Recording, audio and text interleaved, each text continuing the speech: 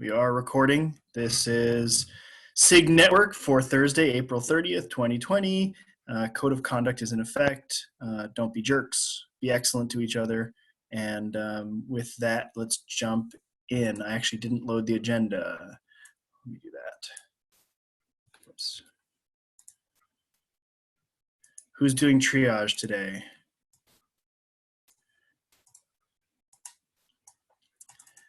I'm happy to do it. If somebody else has not already loaded, I actually have loaded up the issues already. If anybody wants to do it, I'm happy to let them do it. Otherwise, I'm happy to do it. Sounds like it's me. Let's see if I can do this. Application window, this one, share. Can everybody see screen? Whoops, I clicked the wrong window. I'm so sorry. Stop share.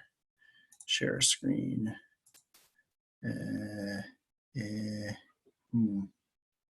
Which one is that? There we go. Share that. How's that? Can everybody see? Yep. That's good. Excellent.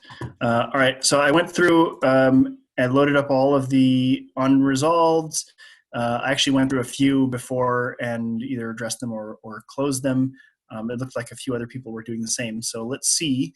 This is it. The entirety, this set of tabs is the entire unresolved triage queue. One point of order, I appreciate the new folks who've been jumping in to help triage. Jay in particular, I saw you jumping on a couple. Procedurally, we don't remove the triage unresolved label until we're sure it's a bug or feature that we want to keep. And if it's not something we want to keep, then we're going to try to aggressively close issues that we can't reproduce on the assumption that they can always be reopened if somebody else comes along and can reproduce them. That helps to keep the list a little bit shorter. There's also the option of forwarding to another SIG. Sure, or you punt to another SIG or something, and every SIG has different modes. I actually have not gotten an update on the automatic triage state machine that they're working on for Contribex, but the last KEP I saw looked like it was going to help us out a little bit by making the triage label more automated. So jumping in, cluster recovering failure 90594, not assigned to anybody. This user did something like turned off their cluster and is complaining that when it came back up, there was something wonky with networking. It's a pretty vague description so far. They're using Cube router. They had some issue with Flannel. Volunteers? Just to ask the right questions and try to get to the root of the information, not to try to reproduce or solve the problem. I'll take a look. Same, Luciano.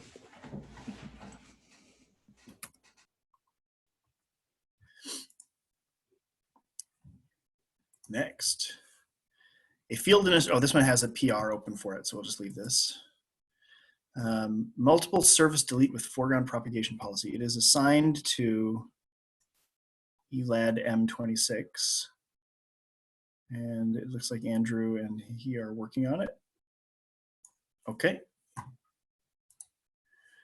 Unexpected behavior using Zipstream NPM on GKE. Let's see if it's GKE specific or not.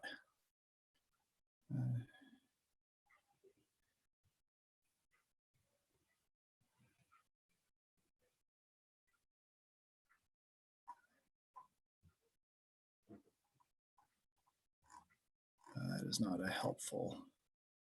I can't read JavaScript.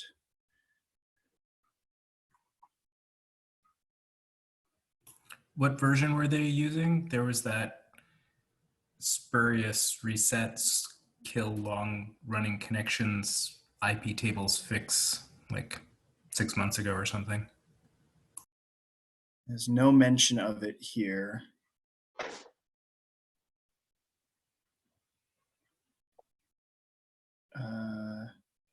I'm just going to assign this to somebody in GKE space. We'll take a look. Bowie, I don't know if I can do it. Who's that? Rob. Oh, sorry, my kid is talking. can't go. Rob volunteered Yeah, for you. thanks. You can CC me on that too. I'll point them to the closed thing that this sounded sort of like. Thank you. New type of service, external SRV record. Oh, new type of service.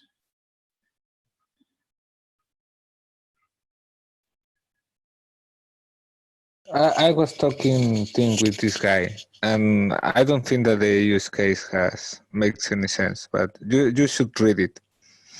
All right. I think that's you should assign it. It's a use case that he made up. I failed to open current namespace, failed to statify. Oh, we've seen this before. Did we ever figure out what really was going on here?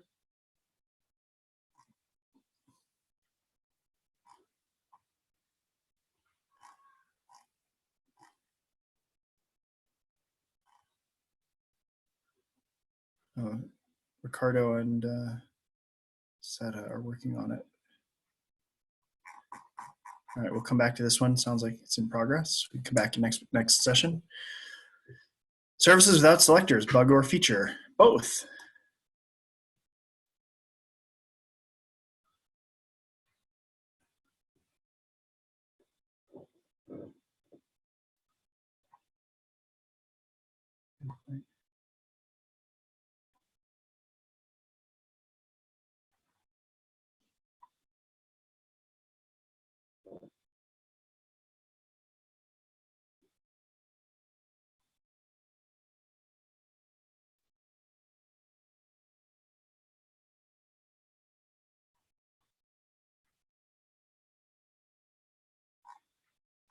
This sounds like maybe a documentation update. Anybody wants this one? Otherwise, I'll take it myself. I can. All right. If it's docs, I can take it. Who took it? I'll take it. Oh, too late. I already took it. All right. Please keep it. Don't all step over yourselves. First to unmute. This is a good one. Lars. The issue is, I guess, there's some bizarreness around route localnet that lets you send localhost traffic to a remote machine.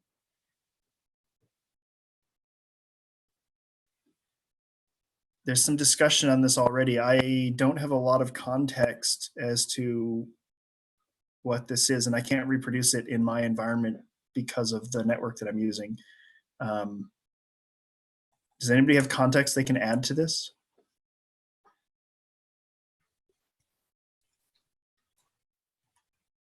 Andrew's got some questions around VS. I think a good starting point might be just open a PR that disables it and see if it breaks any of the tests. Yeah, you can send it to me. I can try to take a look. But I don't have context either, but I can dig into it. The context. I remember. Sorry, go ahead. Yeah, I think that the context is that he says that it's a security issue because you can force packets from outside with the local host and he's going to receive it. But I was checking into the code and you had to enable this because some node port thing within app. So go to the description. I believe that it's only there for allowing local host node port access. And I believe not everybody needs that. And if you don't need it, you should be able to shut it off. Yeah, I think that's right. Yeah, so for IPVS, we don't allow localhost on node port, but I don't think that was intentional. That was just the way it was made initially. So we probably want a separate discussion on whether we should enable that or disable the all route. Right. So does this then allow, what is the actual attack here? From the same network you can spoof the source. You can create a packet with the source, the 127, 001, you know? But what does that let you do? Well, that's lets you you are not going to receive the packet back because the server is going to return to their local host. Well, I'm sorry. I think that's that's the attack, but I cannot explain more. You can access local ports that opens only on 127.0.0.1, and Oh, I see. So the kernel is doing something like matching on the address instead of matching on the source interface. yeah, you Oh, pretend to be 127.0.0.1 from another machine, and it works. It interesting. disables the Martians. So that's the thing. Well, So you can receive a packet from the 127, the local host address, from an external host. That's the security issue. Yeah. That it If you shouldn't be open- possible. Oh, sorry. Yeah, it's made possible by setting this sysctl. So normally you can't do that. Yeah, I'm surprised that the target kernel will actually successfully respond. I guess that's what that enables. Okay. Wow. Okay, I have some vague recollection of some other corner case in IP tables that needed this, but I honestly cannot remember what. I like the idea of just opening a bug and seeing what breaks. Volunteers? Or opening a PR rather. Yeah, I can Everyone? take a stab at this. That's Andrew? Yep. Yeah. Thank you. For IPVS, it should be simple because it doesn't work anyway. For IP tables, it's an enabler for the IP tables proxier, so it's hard. Yes, well, and it would be a compatibility change to break it, but let's see what happens, and then we can decide what we want to do about it. All right. Wait, one question. So if this was a real security issue, should it even be a GitHub issue, or should it be something to the security mailing list instead? Well, it's a little late for that. Is there, that's a good question. I will leave this one open and I will flag it to the ProdSec team, see what they think about it. And we'll, meantime, I don't know if there's a way to sort of white out a GitHub issue. There must be a way. Well, you can just like edit the description title so that at least future views can't happen, but yeah. I guess that's true, but yeah, okay. I don't know what history would be left behind there. Probably Yeah, nothing. Tim, All right, I don't think I'll follow up with ProdSec on that. Meanwhile, you just try to poke at it quietly and see if we can figure out what's going on. Not that this recording Sounds isn't good. going to be public too. Okay. Connection timeout for cluster IP. We'll do like 2 more. Connection timeout for cluster IP of API server by accident.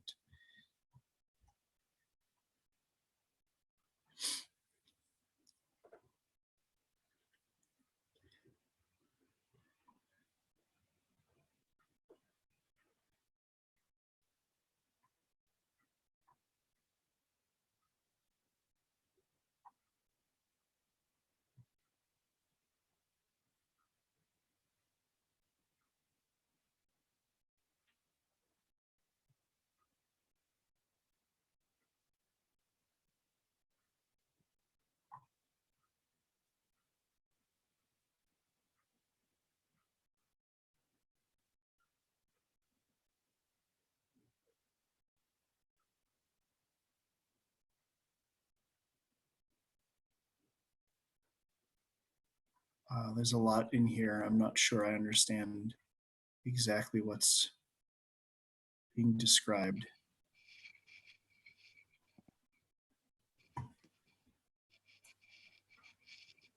This is the one I commented because can you scroll down? Yeah.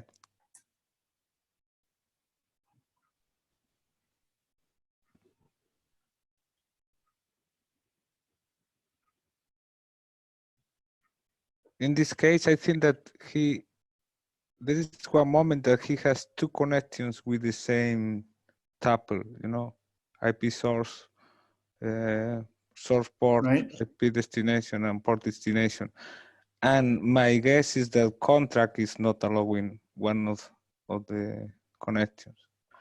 But it's a very, you need to read through and digest. It's a lot of information, but it's well described and it's well commented. Okay. Also, Lars commented in another one that is very similar, and it's not the same. So, but I think that the discussion is very informative. Okay. Anybody wants this one?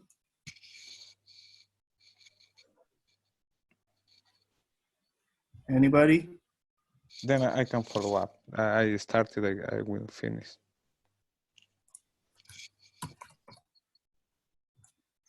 Thank you.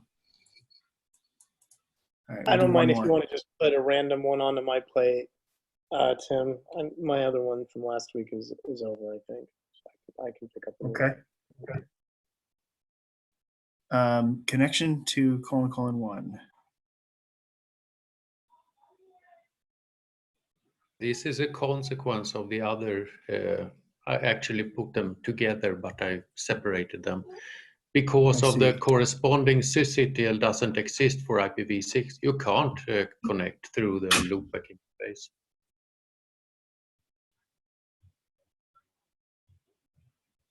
Interesting. Oh my God. Did you take her out? So no, no, I'm on a meeting. What's up? Is the proposal here that No. it's Do we My expect what do we do proposal with is the doc. Sorry, I was saying, do we expect node port addresses to work on localhost? I wouldn't have guessed that worked at all. Also, from where? Like you're trying to do that from a local host? From the host network itself? Yes. So I know that there are folks who have done things like expose their Docker registry on a node port and then access it that way. They do their image pulls from localhost : 3,000 whatever, 30,000 whatever, and that's their established API to their private registry. That avoids the need for TLS to the registry, which may or may not be a good idea, but is being done anyway.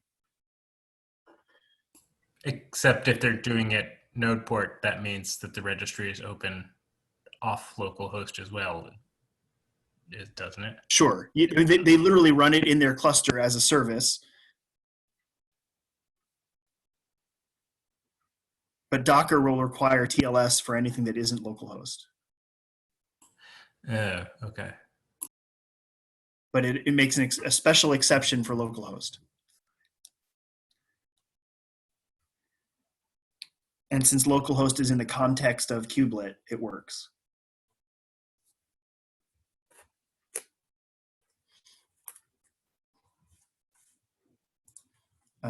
Whoops. All right, I'll read this one because I think it's interesting, and yeah, it aligns with the other problems. Cool. All right, let's call that a wrap for triage. There's more if people want to look at them, but not a ton more, and we're getting into the ones we've seen already. All right, agenda. Today, issue triage.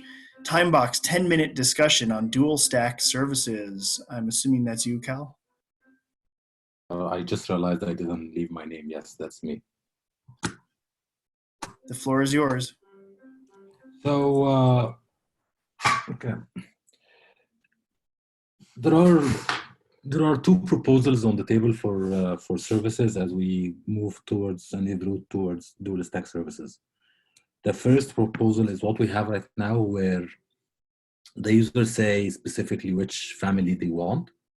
We will keep the service with one cluster IP forever, or at least for next year or so.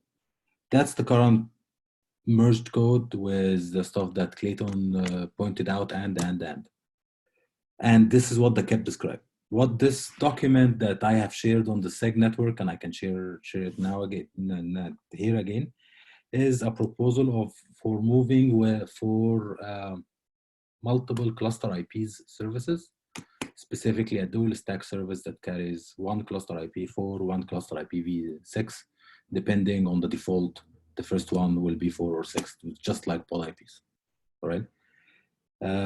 There are a couple of questions that we've raised in the first 2 pages, and specifically those are the 2 pages we need help. Right, either you comment on or ask your users for that. Specifically around 2 questions. What will happen after you convert a cluster to dual stack? Could expect your existing services to automatically be dual stacked or not? To give you an example, let's say you're running today happily Merly with IPv6 cluster and everything, including node port routing to the local host is working. And then you decided to, oopsie, I want this cluster to be a dual stack, right? Even without the oopsie part. Should the existing service, let's say Nginx website, should start working with an Nginx controller on top of a website, should it start automatically be converted to a dual stack, as in your existing service will carry another IP or not? The second part of this question, or the next question we're trying to answer, is, let's assume for the sake of discussion, I'm a user and I want to create a new service. I have an option of providing a family or not.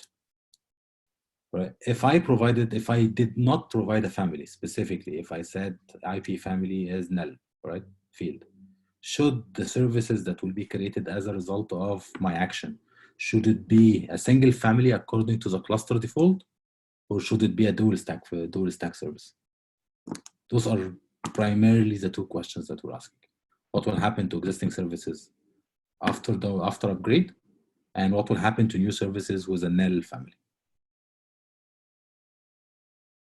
If I can modify the statement just a tiny little bit, please. Let's even take out the presumption that there's a nil family.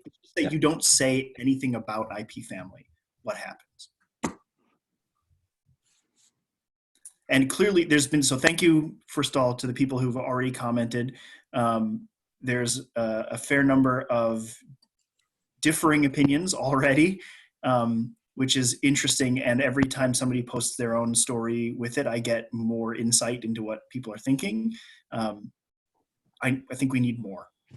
We need more perspective. It's getting kind of hard to read the doc because I think there's more content in the comments than in the actual doc at this point. So it might benefit from like a consolidation if there are points that there's enough agreement on that we can consolidate, I guess. That's true. And that's always happens with these docs. I guess I didn't really intend for conversation to happen, but I should have known that they would. So one thing people can do is just add a suggestion, like at the bottom of the second page before the don't read below this line. Just add your own responses there as a suggestion. That way it'll be attributed to your name, but everybody can still see it. Is that reasonable? Antonio, go. I still have a lot of confusion when we talk about upgrade, because I think that there is the feature gate enable and adding 2 siders. I think that there are 2 separate things, and I find hard to distinguish, when we are talking about one or the other or both. Yeah, so there's a lot of corner cases that only pop up when you upgrade, when you enable the gate and convert to dual stack at the same time. Let's ignore those corner cases. Let's assume I think for the conversation here, you have a cluster with the feature is GA, right? The gate is enabled. You have it in single stack mode. Now you want to convert to dual stack. Maybe we should stop saying upgrade and say convert. So there are two opposing, I think, two probably 3 opposing views right now. Is around they come from the fact that, okay, I have a new service, no family, create a service. If the target cluster is dual stack, then it should be a dual stack. So that's one family of opinions, right? The other family of opinions circulate around the fact that we shouldn't allow that because it opens up for situations where consumers of endpoints really cannot deal with a situation where I have a service that points to multiple endpoints. Each one of them is a different family. So this is really, unless there is somebody who sees another way of doing that, those are the only 2 ways I could think of. Those, once we decide on that, figuring out existing services or after conversion would be a lot easier.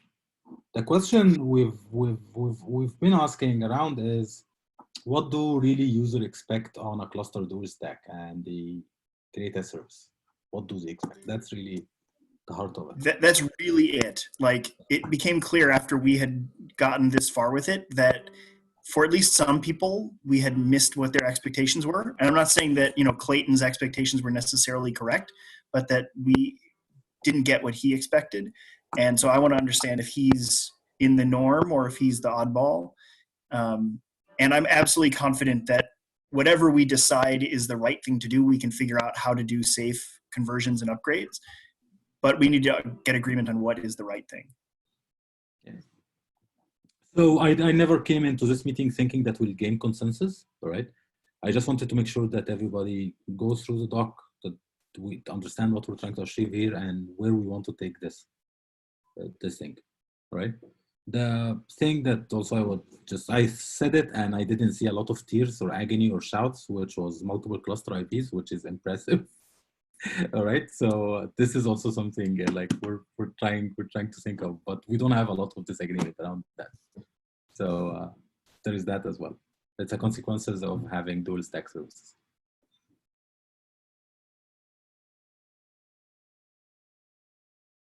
That's it really. We can jump to the next discussion and just please think about these things, comment, add sections, add content. Don't worry about the doc. We're converting it to a cap once we have a consensus. Thank you. And truthfully, hopefully we're talking about 10 to 20 minutes of your time. You shouldn't need to write a book on this. All right, next topic suggested 5 minutes, but we'll see. Standardized issue dealing policy is 90 days too much for waiting for a user's response. Oh, this is for waiting for user timeouts on issues. Are we supposed to direct support requests to Slack and Stack Overflow? I don't know who wrote this, but let's discuss. Ricardo, I think he wrote it in response to something I wrote. Yeah. Okay. So Jay wrote in the Slack channel. This was something also that probably I raised talking with Antonio. The thing is that we have a lot of issues waiting for some user response, like this happened. Okay, can you provide me more information? No, and it keeps waiting like in 30 days, 40 days, and so on. And then we wait to the bots to roll and then to close the issue. So the question is, if we want also to reduce the number of the issues to something that direct us to the important one, if this isn't too much, like waiting for the user to provide information. And also I've been doing some issue triage and seeing a lot of questions that are already answered in Stack Overflow or in Discuss. I know that you are dealing with Stephen to improve the issue triage. So I'm just asking if we have a direction, a default for dealing with issues in the SIG network issue triage. And also that's disclosing. good questions. We should probably document them under community somewhere, but so the way I see the Theta bot, the 90 days thing, is really the safety net underneath everything. Like if nobody's touched it in 90 days, it's just going to go away, right? It's clearly not important to enough people to keep around. I have generally kept to a 30 days policy, two cycles of triage. If I look at an issue and the last note on it was more than 28 days ago, two triage, two bi-weekly cycles, I'm fine to close it, especially if it's a waiting for information, right? That seems completely reasonable to me. So usually it's assign the issue, ask for some information, wait 14 days, nothing happens. Hey, is there any information you can provide here? Wait 14 more days, nothing happens, close it. That seems reasonable to me. Objections? Maybe we just need to document this for people join us in the issue triage and so on. That's just a... It sounds like an improvement on what we have now, which is just, I guess, the bot, right? So I don't think anybody could dispute that 30 days is better than what we have now. I don't think the docs will matter. What will matter is the template we use for issue needs to have a header, like setting the tone for what you should expect from people responding and what people responding to the issue expect from you. The problem is with the issue template is for the entire project, and different SIGs have different policies here. So we could try to drive a broader conversation around that.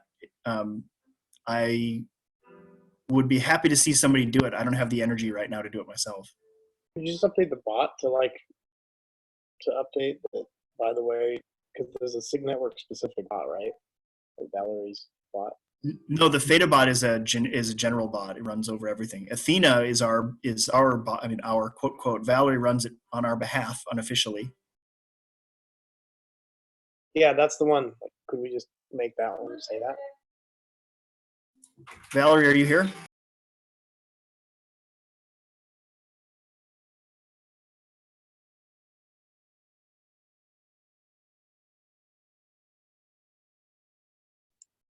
Yeah. Sorry, it's noisy in here. I guess Valerie's not here. Maybe we can ping Valerie to see if she wants to add that to AthenaBot. That seems reasonable. Although I guess in the limit, we don't want AthenaBot. We'll want to just replace her with the regular triage process.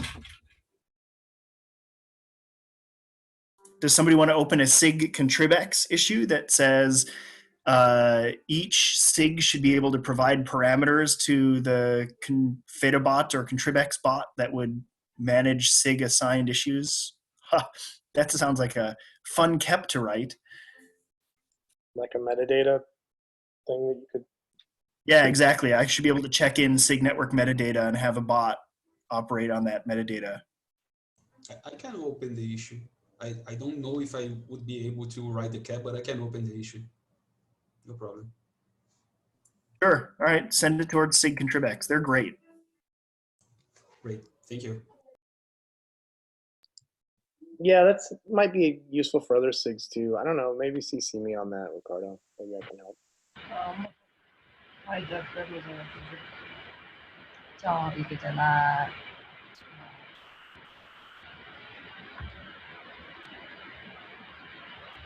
Sorry, are you saying something? We can't tell.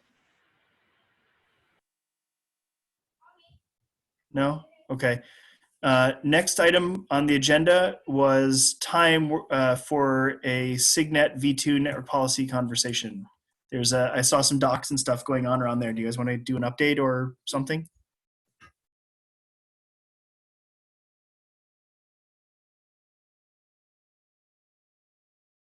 We didn't. Yeah, go ahead. Go ahead, Jay. I don't know if were you that put this on the meeting agenda, so go ahead. I don't think it was me. I don't know who put that on there. I mean, was it me? I don't know. Maybe it was supposed to have been on somewhere. The last one. Yeah, so we did talk about this 2 weeks ago, didn't we? That might have been copy pasted somehow. I don't know, from somewhere. It very well could have been me that copy pasted it, but okay. I think we all know Well, that's going on. No agenda then. All right, that's actually the end of the published agenda. Does anybody have things they want to bring up or talk about, or we can do some more issue triage, or we can give people 15 minutes back? I have a request. I have, I think, 2 pull requests that are one line. If some of you can take a look to approve. Sorry, they're waiting on me. I haven't been able to do pull requests in about 10 days. Yeah, well, that explains a lot. Okay, then. No, but there are 2 that are, one test, one end-to-end test, and another one that are just approved. All right, I will. I'll try to queue those up tomorrow. I have actually calendar time put aside for doing pull requests. I apologize for being delinquent. There's been some crazy stuff going on at home. No problem.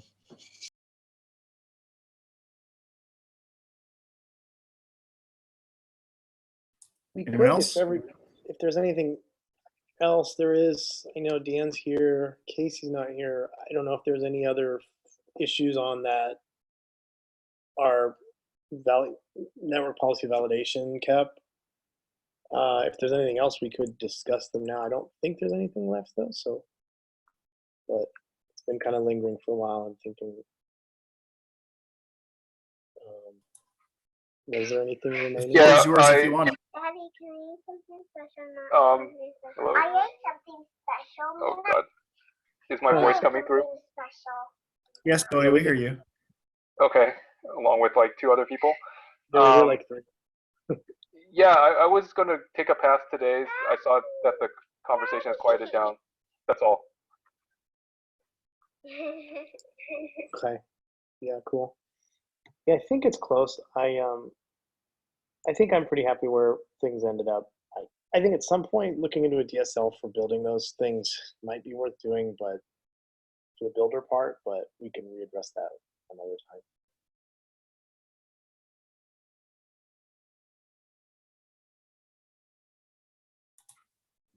Anyone else? Should I bring the L3 service stuff up, or just, I think people are already dealing with stuff, so just leave it for now? That's up to you. I honestly, I'm feeling a little bit buried with all the KEPs and proposals and significant bugs that are open right now. I think we can leave it for a while on that way. Thank you. There was an item open last week, or sorry, last meeting. We were going to find time for the policy V2. I responded to the doodle poll, but as far as I know, no decision was made and no meeting was held. That was a mistake on our end. I think we should have communicated to everybody that it's one on one PST now or something like that every Monday. Does that work for you? I think Ricardo sent mail out to that, right? Yeah, I've sent to the mailing list and I've set up also a shared calendar after the meeting because my meeting invite wasn't working. I'm going to send again the meeting invite, the calendar invite, and you can take a look, Mike. But that's happening at we are still deciding if this is bi-weekly or not, but that's in every Monday, 1 p.m. Pacific time. Thank you. You're welcome. Yeah, I guess the single source of truth until we get all that stuff cleaned up is that doc that I just posted in Zoom.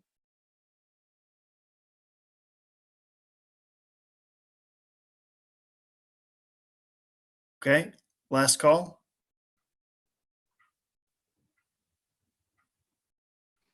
All right, I propose that rather than do more triage, that we get 15 minutes back, mostly because I need the 15 minutes. Be safe, and if guys. I need it, I'm sure everybody else needs it. Yeah. Be safe, guys. I'm Be safe. Thanks. Okay. Thank you, everybody. We'll see you all in 2 weeks. See ya. Thanks. Bye. Bye-bye. Bye.